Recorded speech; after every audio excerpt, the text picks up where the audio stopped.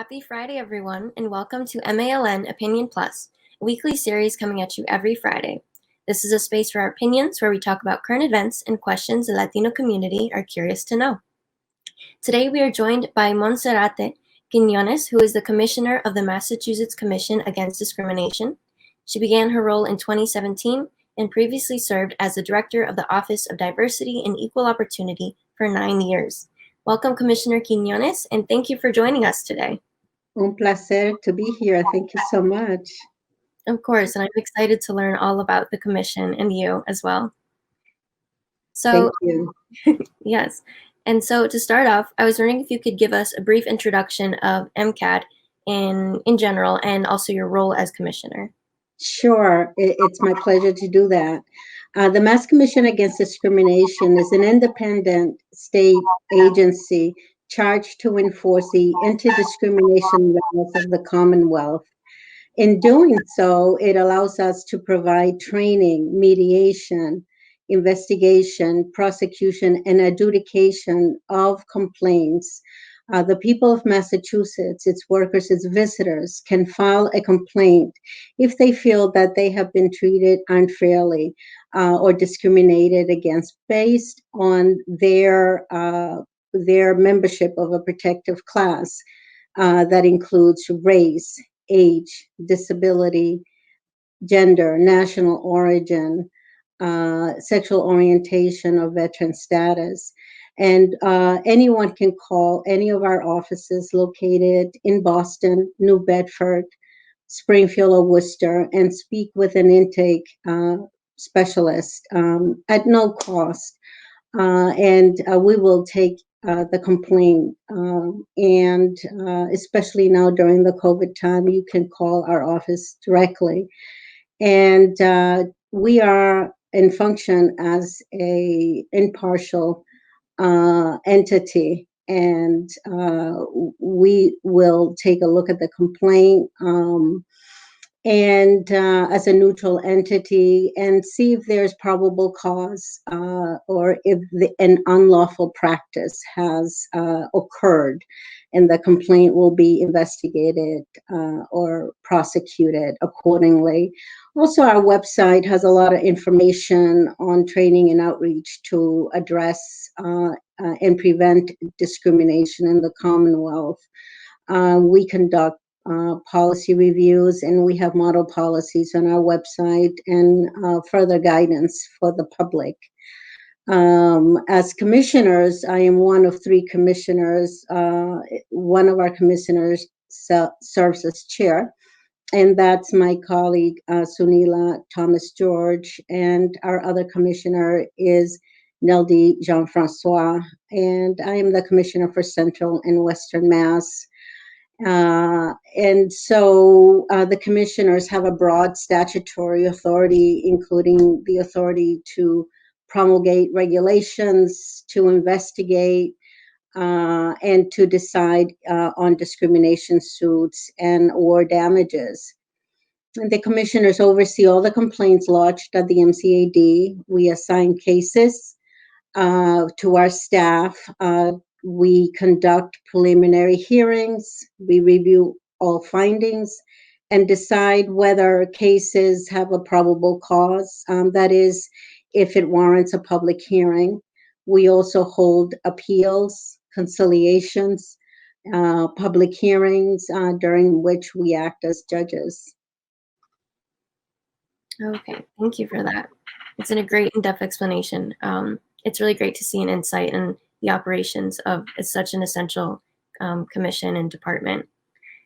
So I'm wondering how the pandemic has impacted the commission's operations and services. I did read that it suspended in-person services in April, and there's been an implementation of electronic services. Will this continue into the new year? That's right. And the pandemic did challenge, many state agencies, including the MCAD. We are a paper-based office that conduct in-person proceedings like investigative conferences, mediations, conciliations, depositions, public hearings.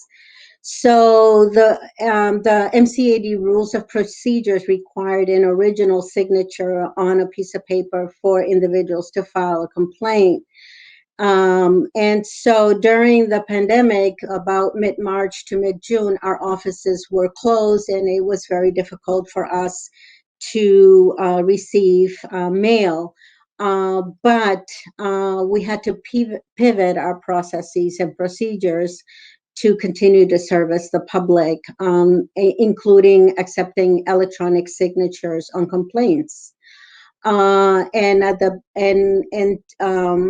and about mid-June, we issued temporary emergency changes to the MCAD's processes and procedures and launched the MCAD COVID-19 information and resource page on our website, and as well as the e-complaint filing for attorneys and newly authorized representatives to file complaints for their clients. And we issued guidance on our website for attorneys on how to work with the MCAD under the new procedures. And so we've adapted, and which has allowed the commission to continue to proceed with our core services. And part of what happened during this time as well, our contact with the U.S. Equal Employment Opportunity Commission, EEOC, and with the U.S. Department of Housing and Urban Development, HUD, was reduced by 15%. And so these contracts make up about 50% of our budget, which resulted in staffing reductions and a temporary closure of our New Bedford office. And so in about mid-May, we developed a way for staff to return to work 1 day a week, which allowed us to continue processing and going through our mail and fulfilling our mandates. But we continue to look for ways to digitize and to do our proceedings electronically. And our employees continue to conduct investigations, trainings, publish articles, meet virtually with parties and issue our trailblazing decisions, which are very important. So we have not now slowed down. We continue to move forward, even though we've been challenged through attritions and retirements and quite honestly, the economic and emotional hardships that dealing with this pandemic has forced us to face. Mhm. Thank you for that. And so an ongoing issue within the pandemic has been that many residents, statistically people of color, lack access to technology and the internet. I'm wondering if you believe that there could have been an issue of accessibility to services this year, and if this could have affected the number of reported complaints. Well, we continue to receive complaints via email, via regular mail, and that would always continue. We also receive complaints through the phone, and that was not different before the pandemic. And we then open up avenues to receive complaints electronically. And we extended, where applicable, any statute of limitations that may have been part of the consideration, and if anyone was slowed down because of the response, these things were taken into consideration on a case-by-case basis. But it is a concern, particularly for communities of color and economically disadvantaged communities where access may not be available, or and these were considerations for us, including our staff, and for us to be able to function and work remotely. So we try to address as many issues as we could because of those considerations. Right.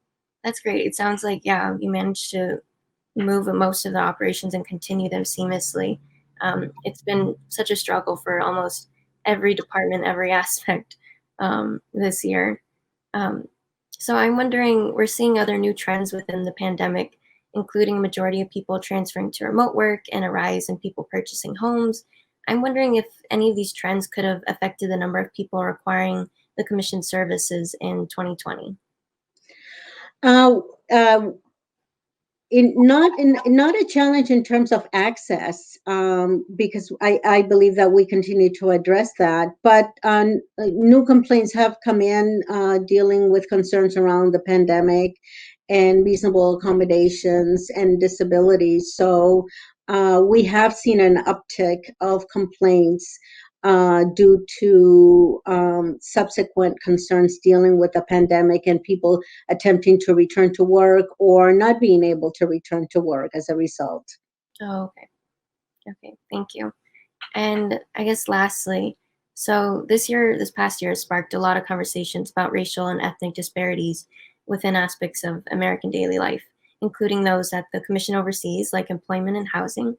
And I'm wondering, in your opinion, how can Massachusetts residents advocate for diversity inclusion within some of these aspects, within their own workplace cultures, within their own education, like like that? Absolutely. Diversity and inclusion is very important and critical. And research shows that diverse organizations are able to compete and do better at a 35% level, better than other companies and their competitors that are not as diverse. And I think that it's important for employees and customers to ask for organizations to become more diverse and inclusive. And some of the best practices in diversity, equity, and inclusion include that the support come from the top, whether it's the CEO or the COO or whoever is in charge of the organization, to create that commitment and opportunities for diversity and inclusion. Best practices also include initiatives in outreach and in retention and performance management and succession planning that are mindful of diversity and inclusion.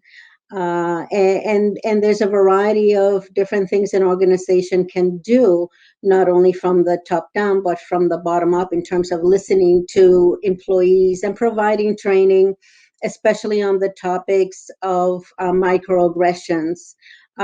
Training is really important for the workforce to be offered and to have, as well as setting goals and metrics for diversity and inclusion and making those things public and keeping the public informed of the progress that an organization makes, and being committed to those are very important.